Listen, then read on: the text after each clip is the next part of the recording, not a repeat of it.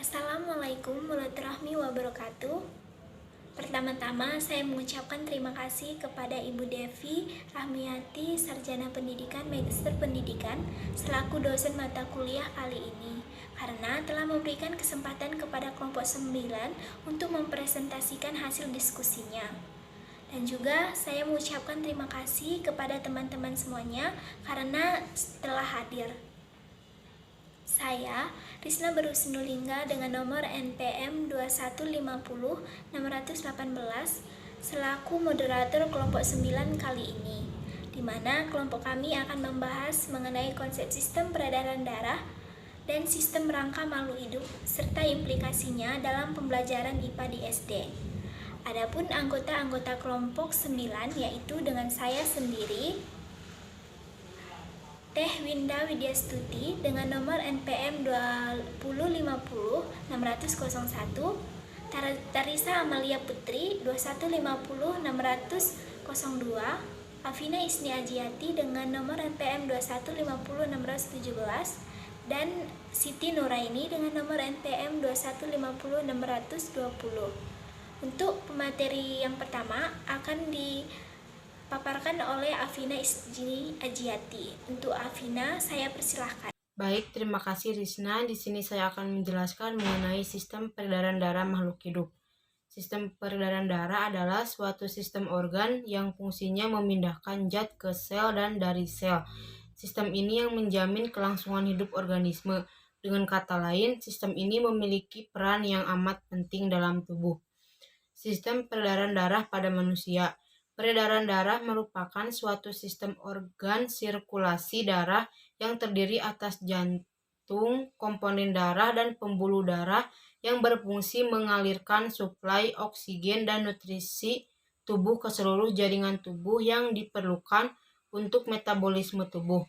Sistem peredaran darah memiliki 3 komponen dasar, yaitu jantung, pembuluh darah, dan darah. Yang pertama, jantung. Brum et al. 1994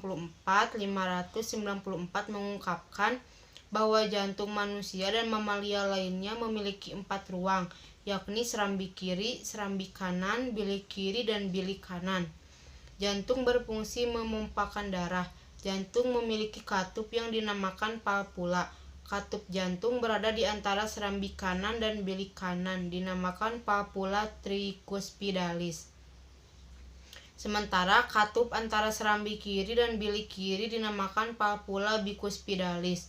Fungsi katup jantung untuk menjaga agar darah yang sudah berada di bilik tidak kembali ke serambi. 2. Pembuluh darah. Pembuluh darah merupakan saluran tempat mengalirkan darah dari jantung ke seluruh tubuh dan dari seluruh tubuh kembali ke jantung. Darah dari jantung mengalir melalui pembuluh darah. Guttman 1999, 935 sampai 954 mengungkapkan bahwa pembuluh darah dibedakan menjadi: yang pertama ada pembuluh nadi atau arteri, merupakan pembuluh darah yang keluar dari jantung yang membawa darah ke seluruh bagian tubuh. Arteri yang paling besar di dalam tubuh ialah aorta dan arteri pulmonalis. Pembuluh nadi yang menuju ke seluruh tubuh dinamakan pembuluh nadi besar atau aorta. Pembuluh ini keluar dari bilik kiri membawa darah yang banyak mengandung oksigen. Sementara pembuluh nadi yang menuju paru-paru dinamakan arteri pulmonalis. Pembuluh ini membawa darah yang banyak mengandung karbon dioksida.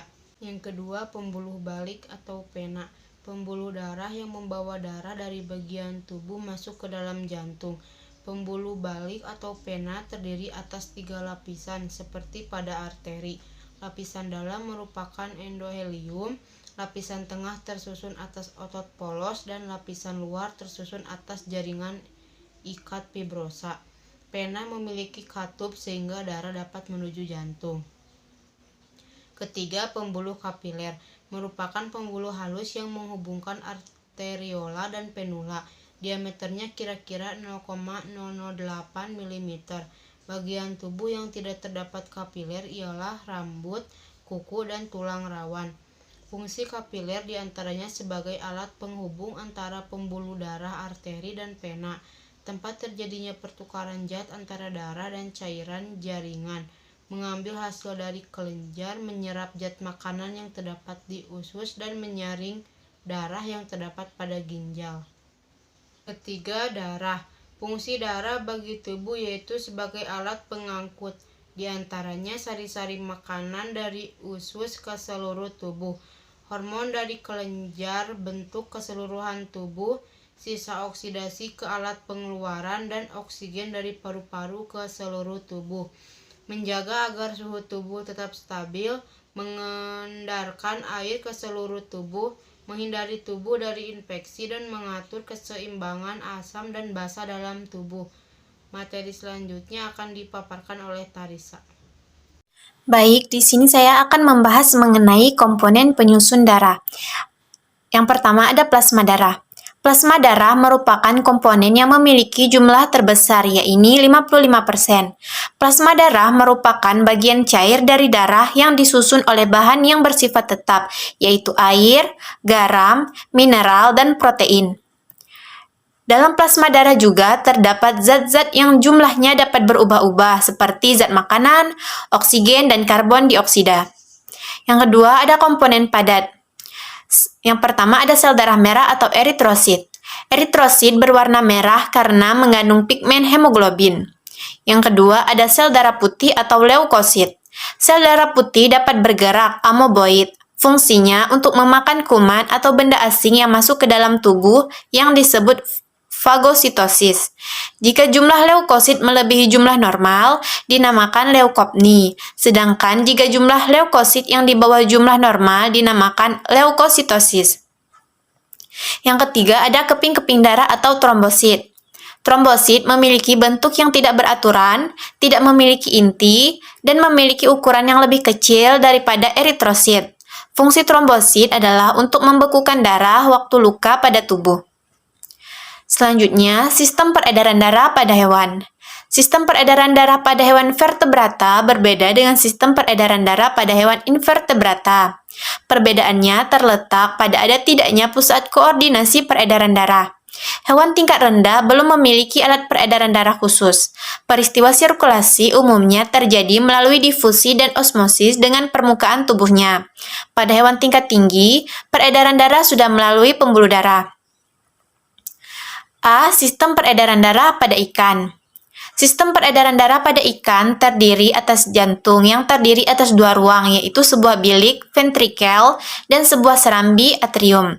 Sistem sirkulasi ikan berupa sistem peredaran darah tertutup atau peredaran darah tunggal.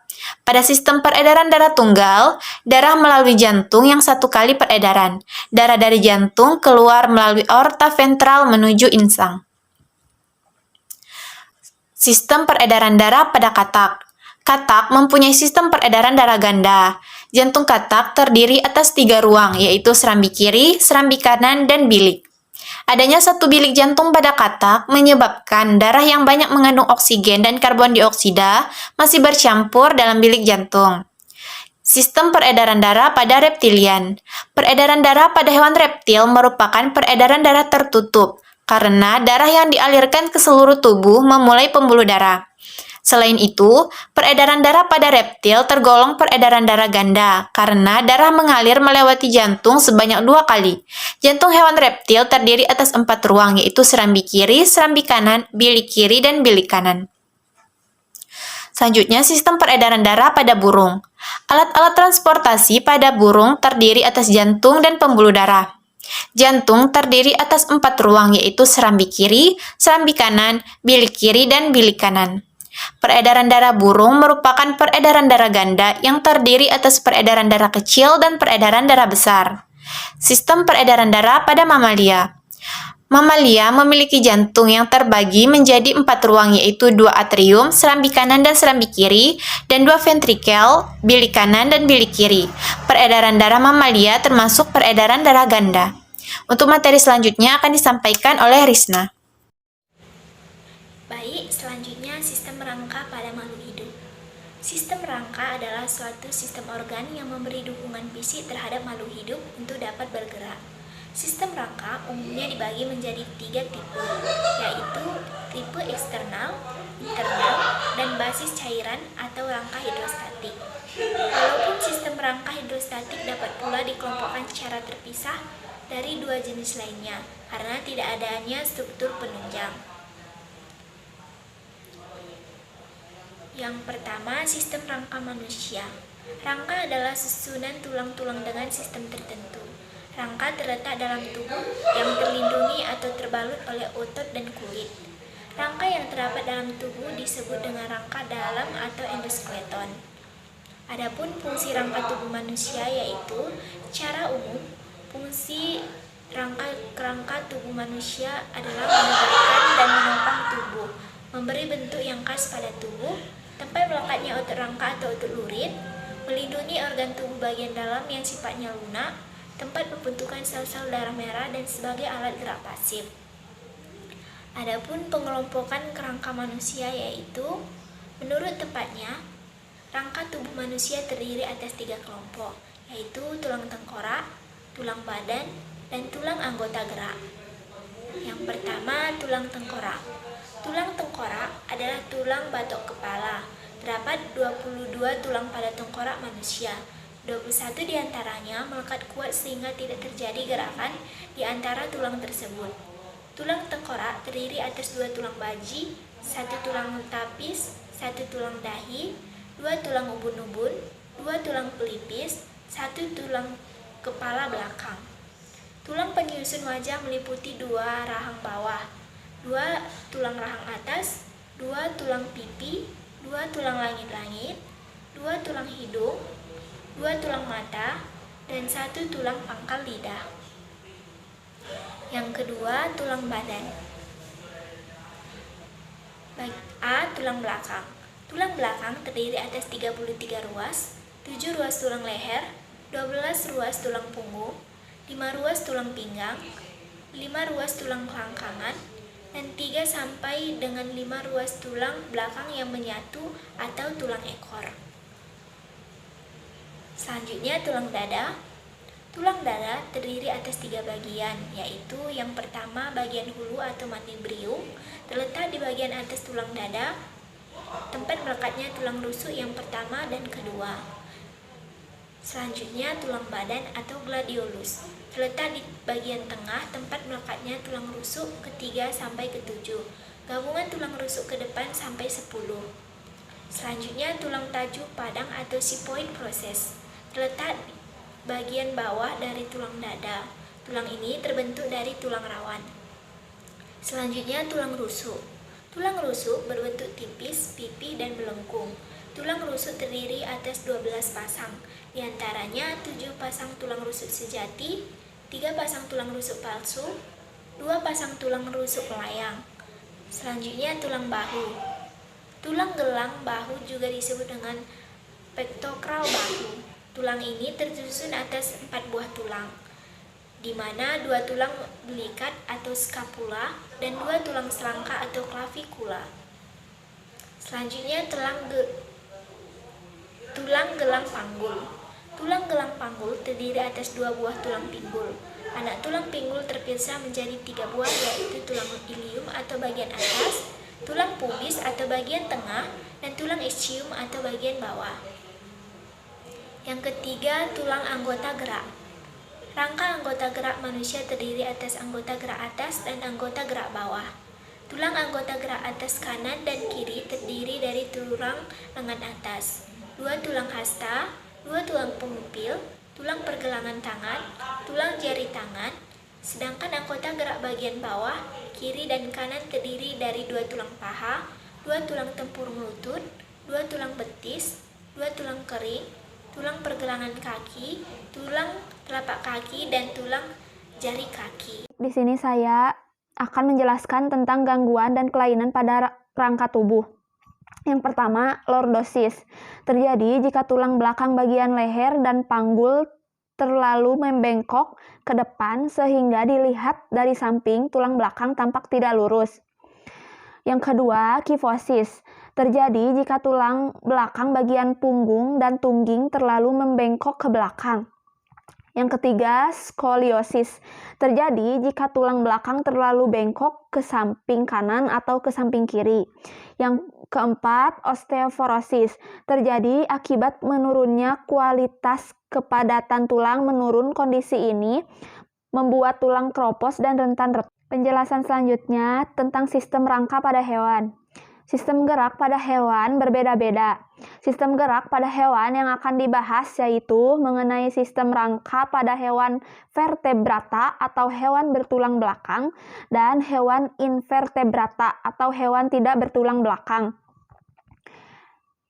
Yang pertama, hewan vertebrata. Hewan vertebrata adalah jenis kelompok hewan yang mempunyai tulang belakang. Contoh hewan vertebrata atau bertulang belakang. 1. Sistem rangka pada hewan mamalia. Kelincahan hewan mamalia saat bergerak tergantung pada kekuatan kaki belakangnya yang berdampak sebagai pendorong utama untuk melaju dengan cepat. Kelompok hewan mamalia diantaranya adalah lumba-lumba, kanguru, kucing, kuda, harimau, singa, sapi, kerbau, dan lainnya. 2. Sistem rangka pada hewan Pisces. Sebagian besar ikan yang berhabitat di air laut atau di air tawar memiliki bentuk tubuh yang berwujud seperti torpedo dan ada juga yang berbentuk streamline. Bentuk ikan yang seperti ini dapat mempermudah ikan bergerak ke arah kanan dan ke kiri cepat dan praktis saat di dalam air tanpa mengalami hambatan atau gesekan dengan air. Susunan otot dan tulang belakang bersifat elastis sehingga memudahkan mendorong ekor saat berada di dalam air. Yang ketiga ada sistem rangka pada hewan aves. Burung dapat terbang leluasa karena mempunyai sayap dan rangka tulang yang mendukung. Bentuk sayap burung memiliki susunan rangka yang kuat tapi ringan. Susunan tulang sayap yang kuat tapi ringan membuat tekanan angkat yang sangat besar sehingga memudahkan burung untuk terbang. 4. Sistem rangka pada hewan amfibi. Salah satu contoh hewan amfibi adalah katak. Kerangka tulang katak terdiri dari tulang badan, tulang anggota gerak, dan tulang tengkorak. Katak mempunyai persendian-persendian di lutut, bahu, pinggul, siku, pergelangan kaki, dan tangan. Persendian ini memudahkan katak dalam hal melompat. Yang kelima ada sistem rangka pada hewan reptil. Bentuk tulang ular terdiri dari tulang tengkorak, tulang badan, dan tulang ekor. Pada tulang badan terdiri dari ratusan ruas-ruas tulang belakang. Sedangkan pada tulang rusuk, ular terhubung dengan tulang belakang yang dibalut dengan otot-otot yang lentur dan kuat. Hal menyebabkan ular bergerak dengan cara meliuk-liuk badannya ke kanan dan ke kiri dengan cepat. B. Hewan invertebrata. Yang pertama, moluska atau hewan lunak. Moluska adalah hewan lunak yang tubuhnya dilindungi oleh cangkang atau rumah yang terbuat dari zat kapur. Moluska hidup di darat, di air tawar, dan air laut. Bentuk tubuhnya simetris bilateral. Tubuhnya terdiri atas 3 bagian, kaki, massa, visceral, dan mantel. Contoh hewan moluska yaitu kerang, siput, dan cumi-cumi. 2. Nematode atau cacing gilik. Cacing gilik mempunyai ciri-ciri berbentuk silindris atau bulat memanjang. Tubuh tertutup zat lilin dan tidak bersegmen, berproduksi secara generatif. Cacing gilik mudah ditemukan di tanah, di air tawar, dan di air laut. Contoh cacing gilik diantaranya cacing perut dan cacing kremi yang hidup di usus besar dan anus manusia. Cacing gelang. Hewan Annelida memiliki ciri umum yaitu tubuh tersusun atas 3 lapis atau tripoblastik. Tubuh berruas-ruas dan bersusun seperti cincin. Memiliki mulut dan anus. Hidup di air tawar, laut, darat, atau sebagai parasit dalam tubuh makhluk hidup lain. Hewan ini bergerak dengan melakukan peregangan pada otot-otot yang ada pada tubuh mereka. Contohnya adalah cacing tanah dan lintah. 4. Platyhelminths atau cacing pipih. Cacing pipih memiliki ciri tubuh bersusun atau 3 lapis atau tripoblastik. Tubuh berbentuk simetris, bilateral, dan tidak memiliki rong tubuh. Hidup di air tawar, air laut, tanah yang lembab, atau sebagai parasit pada hewan dan tumbuhan. Contohnya adalah cacing getar seperti planaria, cacing isap seperti cacing hati, dan cacing pita seperti cacing pita sapi. 5. Arthropoda atau hewan berbuku-buku. Hewan arthropoda memiliki ciri-ciri yaitu kaki dan tubuh beruas-ruas. Tubuhnya terbagi menjadi 3 bagian, yaitu kepala, dada, dan perut. Memiliki rangka luar yang terbuat dari zat kitin. Tubuh hewan arthropoda terbagi dalam beberapa ruas, yaitu menyatu antara kepala atau caput, dada atau torak, dan perut atau abdomen. Hewan ini bergerak menggunakan kaki yang berada pada ruas-ruas tubuh mereka. Kelompok hewan ini terdiri dari Zenseta atau golongan serangga, Crustacea atau udang-udangan, Arechinida atau laba-laba, dan Myriapoda atau lipan. 6. Echinodermata atau hewan berkulit duri. Echinodermata adalah hewan yang memiliki kulit duri. Permukaan kulitnya berduri-duri kecil yang berfungsi sebagai rangka luar dan terbuat dari lempengan kapur. Echinodermata hidup di laut. Bagian dalam tubuhnya dilindungi oleh rangka dalam yang terbuat dari lempengan kalsium. Echinodermata terdiri dari 5 kelas, yaitu Asteroidea bintang laut, Echinodea landak laut, Crinodea lilin laut, Ophiurodea bintang ular, Holoturoidea teripang. Implikasi dalam pembelajaran IPA di SD.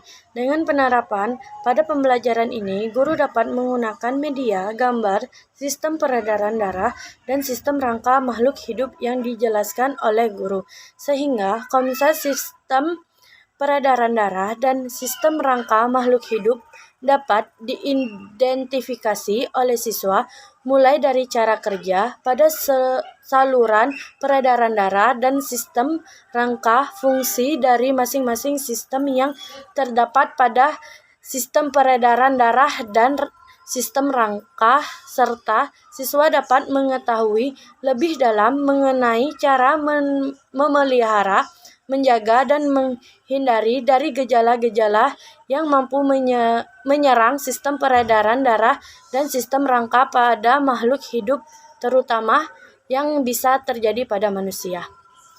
Sekian presentasi dari kelompok kami. Jika ada dari teman-teman yang ingin bertanya atau memberikan pendapat, maka kami persilahkan untuk bertanya di e-learning pada forum diskusi. Dan sebelum menutup presentasi kali ini, izinkan saya membacakan kesimpulan dari diskusi kami. Adapun kesimpulannya yaitu peredaran darah merupakan suatu sistem organ sirkulasi darah yang terdiri atas jantung, komponen darah, dan pembuluh darah yang berfungsi mengalirkan suplai oksigen dan nutrisi tubuh ke seluruh jaringan tubuh yang diperlukan untuk metabolisme tubuh. Sistem peredaran darah memiliki 3 komponen dasar, yaitu jantung, pembuluh darah, dan darah. Sistem peredaran darah pada vertebrata berbeda dari sistem peredaran darah pada invertebrata. Perbedaannya terletak pada tindaknya pusat koordinasi peredaran. Pada invertebrata dijumpai suatu pusat koordinasi peredaran. Sistem peredaran darah vertebrata terdiri atas jantung, arteri, vena, kapiler, dan darah. Rangka tubuh manusia pada dasarnya tersusun atas dua bagian utama, yaitu rangka aksial atau rangka sumbu tubuh dan rangka apendikular atau rangka tambahan. Rangka aksial terdiri atas tulang tengkorak, ruas-ruas tulang belakang, dan tulang dada. Sedangkan rangka tambahan terdiri atas gelang bahu dengan anggota depan dan gelang pinggul dengan anggota belakang. Secara umum, pada hewan dikenal ada 3 macam sistem rangka, yaitu sistem rangka hidrostatik, exoskeleton, dan endoskeleton. Sekian presentasi dari kelompok kami. Saya sebagai moderator mohon maaf atas kekurangannya dan terima kasih untuk perhatiannya.